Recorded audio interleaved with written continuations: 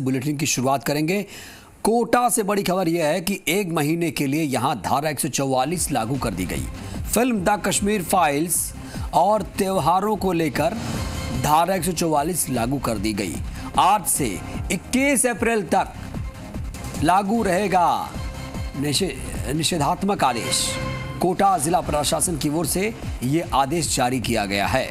इस वक्त की बड़ी खबर, आज से 1 महीने के लिए धारा 144 लागू कर दी गई है और इसके पीछे के कारण हैं त्योहार और द कश्मीर फाइल्स।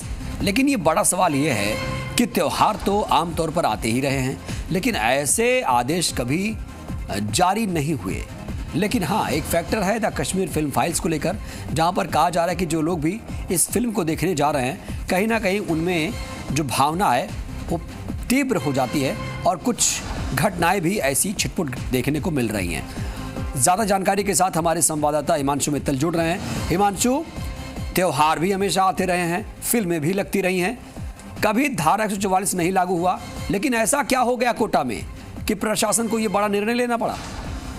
देखिए कमर, मैं इसके पीछे की वजह पर भी जाऊंगा, लेकिन आपको बता दूं, फिल्म द कश्मीरी फाइल्स को लेकर के कोटा वो शहर है पूरे देश का, मैं शब्दों को रिपीट कर रहा हूं कि कोटा वो शहर है, देश का पहला शहर जहां पर फिल्म द कश्मीरी फाइल्स को लेकर के धारा 144 लगाई गई। आज कल ही ये आदेश जारी किया है कोटा जिला प्रशासन ने और आज सुबह 6 बजने के साथ में ये आदेश लागू हो गया है और 21 अप्रैल तक कोटा जिले में निषेधाज्ञा लागू कर दी गई है। और वजह जिला प्रशासन की तरफ से जो आदेश जारी किया गया है उसमें स्पष्ट तौर पर लिखा गया है द कश्मीरी फाइल्स मूवी को लेकर के, साथ में जो आगामी त्योहारी सीजन है उसको लेकर के, और जो निषेधाज्ञा है वो लागू रहेगी। किसी भी तरह के जुलूस, किसी भी तरह की सभा, किसी भी जगह पर जो भीड़भाड़ है वो इकट्ठी नहीं होने दी जाएगी। निषेधाज्ञा के दौरान अगर कोई भी इन नियमों को तोड़ता है तो उस पर कठोर कार्रवाई की जाएगी।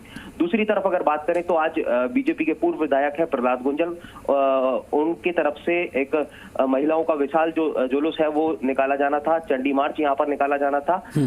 इस आदेश को उस दृष्टिकोण से भी देखा जा रहा है कि उस चंडी मार्च को रोकने के लिए ये जो आदेश है वो जारी किया गया है। दूसरी तरफ अब कंट्रोवर्सी यहाँ पर डेवलप हो गई है कि प्रहलाद गुंजल ने कह दिया है कि जो चंडी मार्च जो निकलना था, प्रस्तावित था, वो निकलेगा और उतने ही दम से निकलेगा जिस लेवल पर तैयारी की गई है, यानी कि सैकड़ों हजारों जो महिलाएं हैं वो कोटा की सड़कों पर होंगी।